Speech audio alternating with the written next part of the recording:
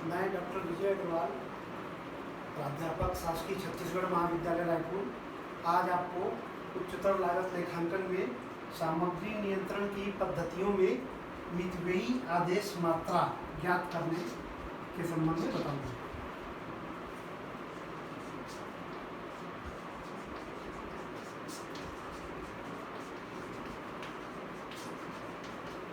Economic order quantity. मितव्ययी आदेश मात्रा का पहली बार प्रयोग आर्थिक आदेश मात्रा के रूप में किया गया था। 1915 में श्री F.N. हैरिस ने इसे सर्वप्रथम प्रस्तुत किया। यह क्रय आदेश की उस मात्रा को कहा जाता है जिसमें कुछ निश्चित दशाओं में और कुछ मान्यताओं के अंतर्गत कुल सामग्री की लागत न्यूनतम हो।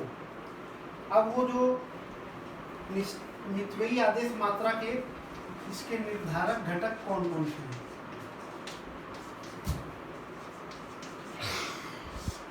निर्धारक घटक, इसमें यह तय है कि यातायात लागत में मितव्ययिता,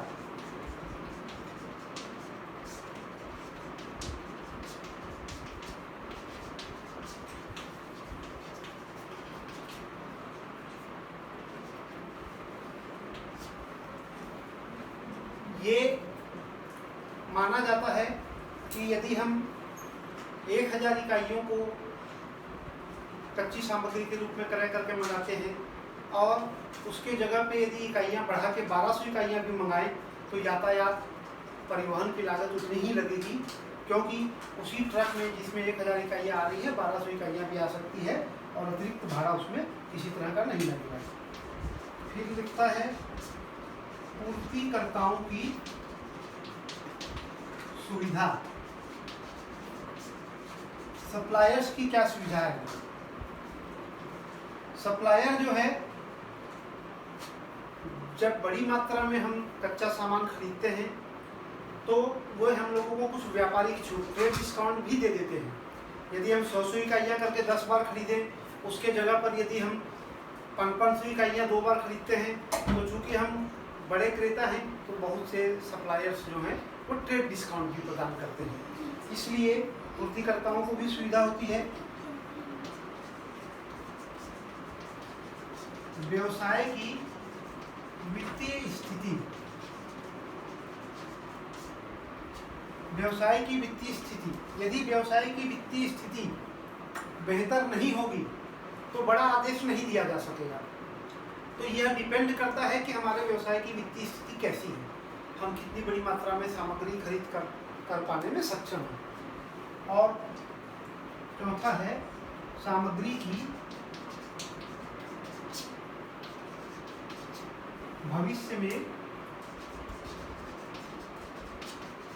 उपलब्धता। हमारे पास भविष्य में ये कच्ची सामग्री की उपलब्धता कैसी रहेगी, उसके ऊपर डिपेंड करता है कि हम कितना मितव्ययी आदेश मात्रा को किस ढंग से प्रदान करें। लेकिन इसमें कुछ बातें बिल्कुल मान्यताओं के रूप में इस तय हैं। इकोनॉमिक ऑर्डर क्वांटिटी के लिए कुछ मान्यताएं अपने को माननी पड़ती हैं।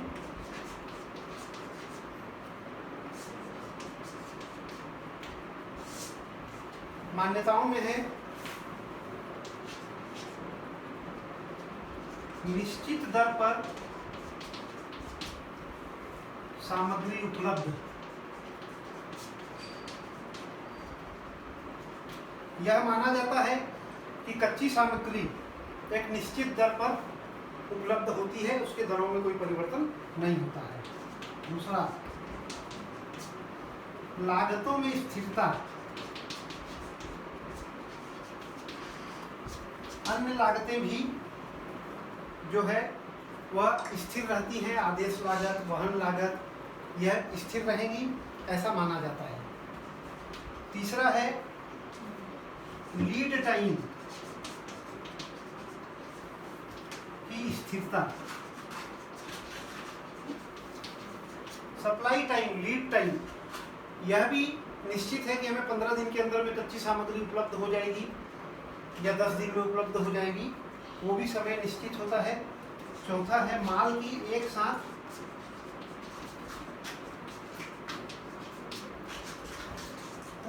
पूर्ति। हम जो कच्चा सामान खरीदना चाहते हैं वो वर्ष भर का एक बार में भी खरीद सकते हैं और किस्तों में भी खरीद सकते हैं। जब हम जितना सामान खरीदेंगे हमें उतना सामान एक साथ मिल जाएगा। और पांचवा है माल की निरंतर आपूर्ति। कच्चा माल हमें लगातार मिलता रहेगा, उसकी शॉर्ट सप्लाई नहीं होगी।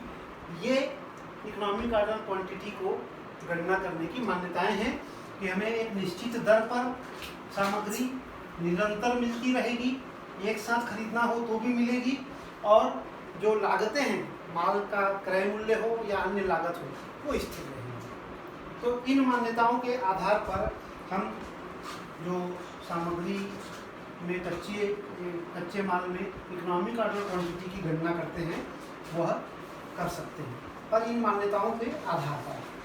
अब इन मान्यताओं में हमने क्या देखा कि हमारे पास कौन कौन सी जानकारी होनी चाहिए कि क्रय की लागत कितनी होगी, आदेश की लागत कितनी होगी, हर बार ऑर्डर करने पर आदेश लागत कितनी होगी, और हमको सामग्री को स्टोर में रखना हो तो उसके रख रखाव की लागत क्या होगी। क्रय लागत, आदेश लागत और रख रखाव लागत। इन चीजों की इसको धारण लागत भी कहते हैं, आदेश लागत को स्थापना लागत भी कहते हैं, क्रय लागत को क्रय मूल्य और वार्षिक खपत से हम आगणित करते हैं। तो इस तरीके से हम इकोनॉमिक ऑर्डर क्वांटिटी की गणना करने के लिए कुछ मान्यताओं के आधार पर आगे बढ़ते हैं। तो मितव्ययी आदेश मात्रा या इकोनॉमिक ऑर्डर क्वांटिटी गणना करने की निर्धारण की इकोनॉमिक ऑर्डर क्वांटिटी निर्धारण की जो विधियां हैं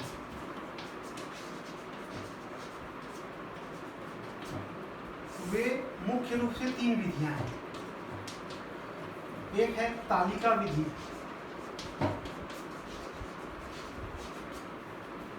दूसरा है चित्रण विधि और तीसरा है अंकगणितीय विधि। इन 3 विधियों से इकोनॉमिक ऑर्डर क्वांटिटी की गणना की जा सकती है। प्रायः अंकगणितीय विधि से गणना लोग करते हैं, लेकिन कोई भी वैकल्पिक उदाहरण के माध्यम से हम पहले तालिका विधि, उसी को चित्रण विधि और फिर अंकगणितीय विधि से स्पष्ट करने का प्रयास कर रहे हैं। मान लीजिए कि कोई एक स्कूटर निर्माता कंपनी है, किसी कंपनी को 1000 पुर्जे साल भर में लगेंगे वर्ष में, और दर क्या है 70 रुपए प्रति, मान लीजिए उसको खरीदना है, और कहता है आदेश लागत 35 रुपए प्रति आदेश है और वहन या रख रखाव की लागत 7 रुपए प्रति या 10%, इसका 70 रुपए का 10%।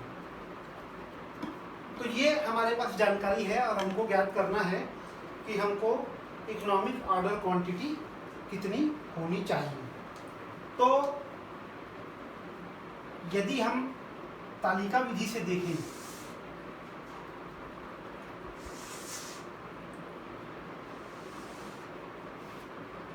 ये आदेश की संख्या हम एक ही बार में ऑर्डर देते हैं, 2 बार में देते हैं, 5 बार में देते हैं, 10 बार में देते हैं, 20 बार में देते हैं, 25 बार में देते हैं, कितनी बार में हम ऑर्डर दे रहे हैं। आदेश कितनी बार में हम 1000 यूनिट को हम कितने बार आदेश करके खरीदना चाहते हैं। यदि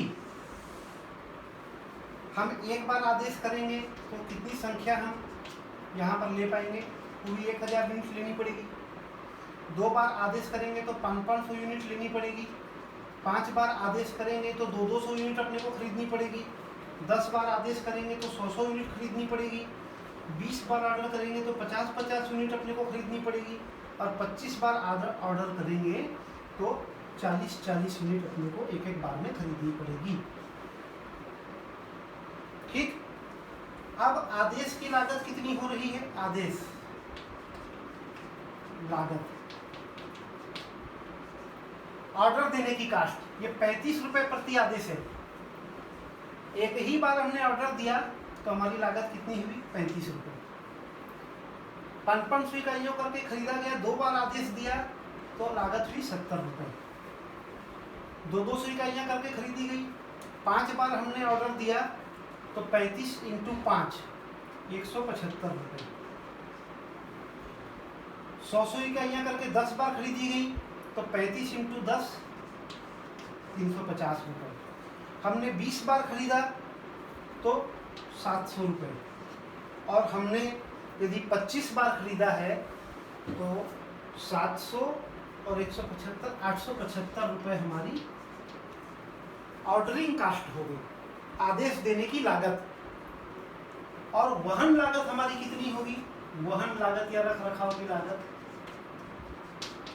तो हमारे पास स्टोर में जैसे हमने 1000 यूनिट खरीदी तो हमारे स्टोर में 1000 यूनिट रखी जाएगी।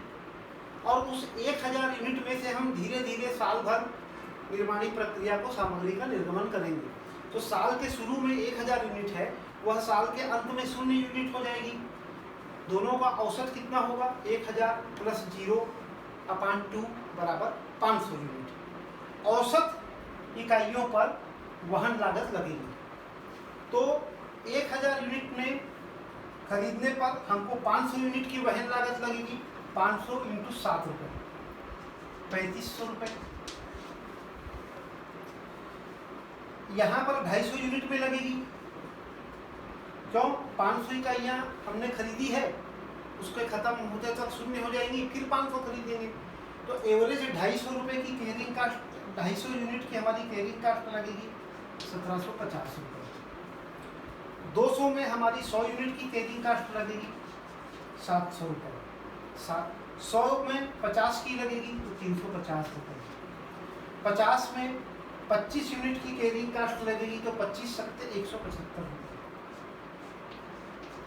और 40 यूनिट में 20 यूनिट की लगेगी कैरिंग कास्ट तो 140 रुपये। इस तरह से ये रख रखाव की लागत और आदेश की लागत, इनका योग कितना होगा टोटल।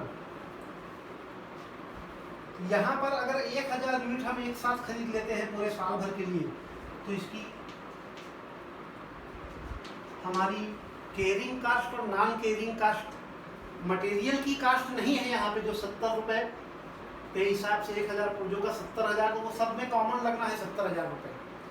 उसके अलावा जो कॉस्ट लग रही है वह कौन सी है, ऑर्डरिंग कास्ट और कैरिंग कास्ट। उन दोनों का टोटल हम देख रहे हैं तो 3535 रुपये यहाँ हुआ, 1750 और 70 1820 रुपये इसमें हुआ, 875 रुपये यहाँ होगा, 700 रुपये यहाँ होगा, 875 रुपये इसमें होगा, 1015 रुपये यहाँ। देखिए ये हमारे कास्ट का अदर 70,000 के अलावा बाकी कास्ट का टोटल है। तो यहाँ पर सबसे कम कौन सी लागत है,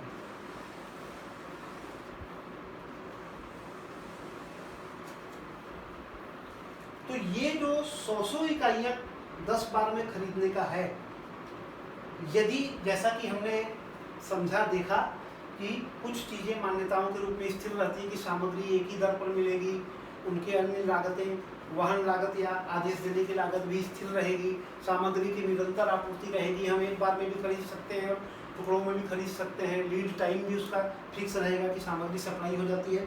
तो उन मान्यताओं के आधार पर जब हमने गणना की तो हमको समझ में आया कि 10 बार ऑर्डर दे 100 इकाइयों का, तो हमारी केयरिंग कास्ट और ऑर्डरिंग कास्ट मिलाकर जो कास्ट है वो सबसे कम है। तो हम 1000 इकाइयों को स्टोर में रख के और पूंजी फंसा के रखें, उससे बेहतर है कि हम 100 इकाइयों को 10 बार मंगाएं, इसमें हमारी लागत न्यूनतम होगी। तो ये तालिका विधि है। तालिका विधि। दूसरी विधि है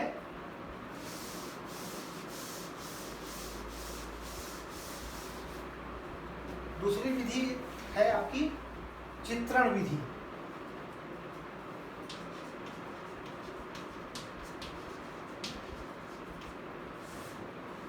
तो चित्रण विधि में क्या है कि हम ग्राफ बनाते हैं। ग्राफ में बताते हैं कि आदेश इकाइयों में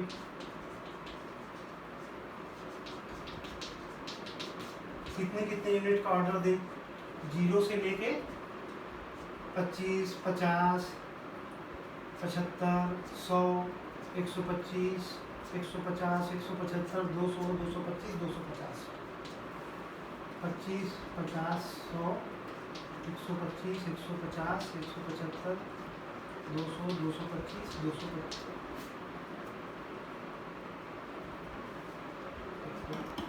25, 50, 75, 100, 75, 100, 125, 150, 175, 200, 225, 250 हम इकाइयाँ। इधर हम देख लें इनकी लागत, रुपयों में लागत किसकी किसकी, जो केयरिंग और नॉन केयरिंग कास्ट है। 100, 200, 300, 400, 500, 600, 700, 800, 900, 1000। मान लो 100, 200, 300, 400, 500, 600, 700, 800, 900 और 1000। ये हमने किया। तो हम जब इसको इसी प्रश्न में जो हमने अभी तालिका विधि में बनाया कि हमारी आदेश की लागत 70 रुपये, सामग्री की लागत 70 रुपये प्रति इकाई है, आदेश की लागत 35 रुपये प्रति आदेश है और वहन लागत 7 रुपये प्रति सामग्री है, जो कि औसत सामग्री पर निर्धारित होती है। तो हमारा यह ग्राफ लगभग इस ढंग से तैयार होता है।